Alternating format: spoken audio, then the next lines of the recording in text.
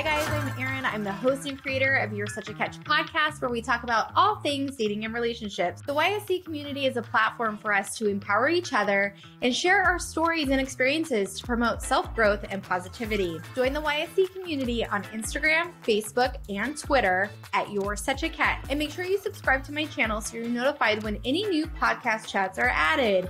Today, my guest, comedian, author, lifestyle guru, Grace Fraga, shares her experience being married to a narcissist. In our discussion, you'll learn about narcissistic behavior, how to identify it, and how to protect yourself against narcissistic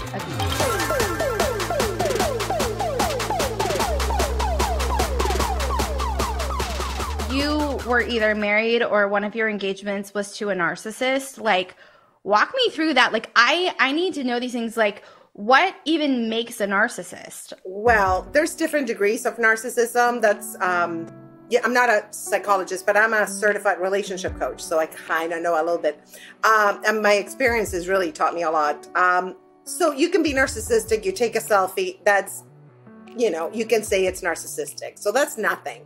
What we're talking about is narcissistic abuse. So some people have narcissistic personality disorder.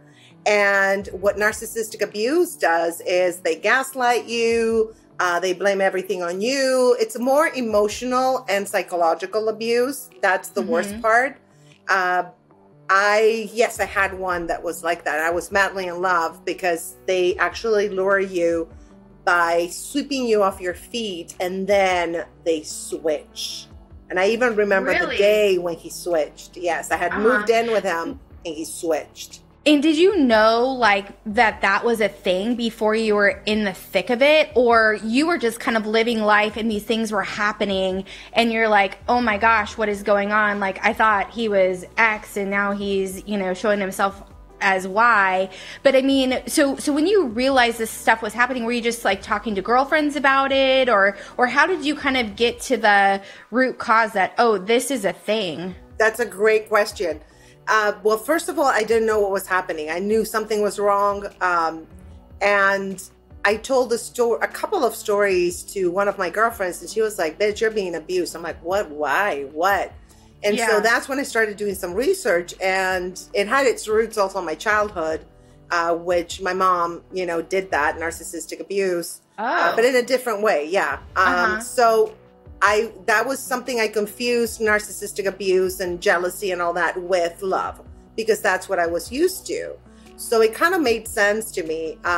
And then it was hard to get away from him because, again, you're hoping for that guy who lured you, swept you off your feet to be the real person, that they're having a bad moment. But, 3 years of bad moments, that's abusive. So yes, they actually snap on anything, on the stupidest shit that you do, minimal stuff.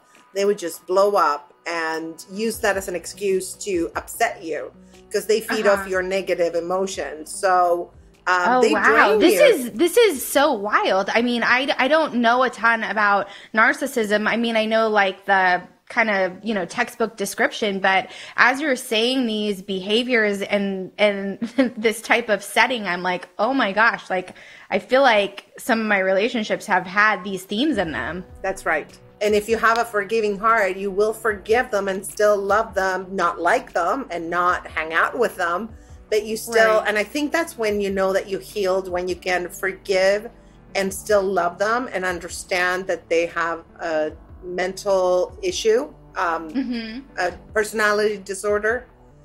So that for me was like the moment I was like, okay, yeah, I'm good. And I had a boyfriend who moved in with me this past summer and he started exhibiting that behavior. So he lasted 5 days. I put his shit there. Yeah. I was like, get the fuck out of my house. You don't. Yeah. You saw the signs and you were like, I'm not doing this again. Yeah. It took me 3 years the last time. This time 5 days. That was it.